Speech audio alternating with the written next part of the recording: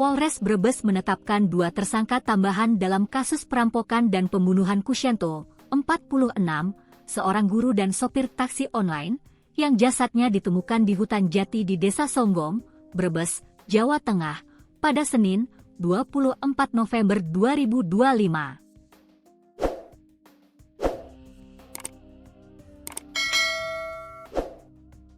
Sebelumnya, M. Anggi Setiawan, 37, dari Desa Kaligayam, Kabupaten Tegal, telah ditetapkan sebagai tersangka utama.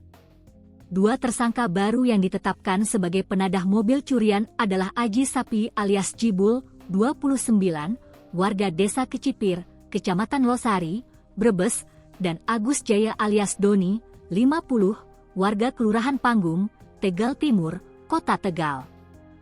Kapolres Brebes, AKBP Lilik Ardiansyah, menjelaskan bahwa keduanya sebelumnya berstatus saksi. Mereka adalah penadah mobil yang dijual oleh pelaku utama, ungkap Lilik dalam konferensi pers, Sabtu, 29 November 2025. Setelah melakukan serangkaian pemeriksaan selama 2x24 jam, penyidik akhirnya menetapkan 2 orang tersebut sebagai tersangka. Dalam penangkapan yang dilakukan pada Rabu, 26 November 2025, dini hari, polisi juga mengamankan 3 pelaku, namun hanya 1 yang ditetapkan sebagai tersangka.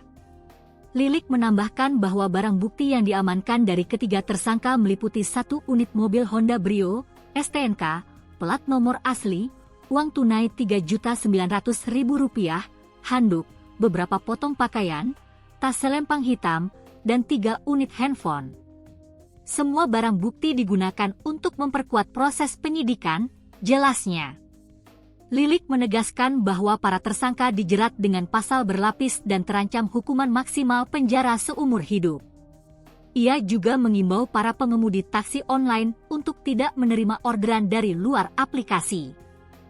Kami mengimbau untuk selalu waspada terhadap orang yang baru dikenal.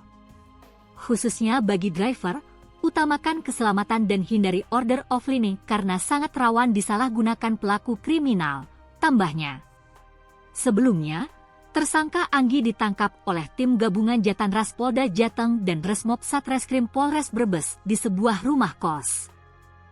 Dalam penangkapan tersebut, polisi mengamankan mobil Honda Brio milik korban yang telah digadai oleh tersangka ke seseorang di Kota Tegal. 2 orang yang diduga menerima barang gadai juga turut diamankan sebagai saksi.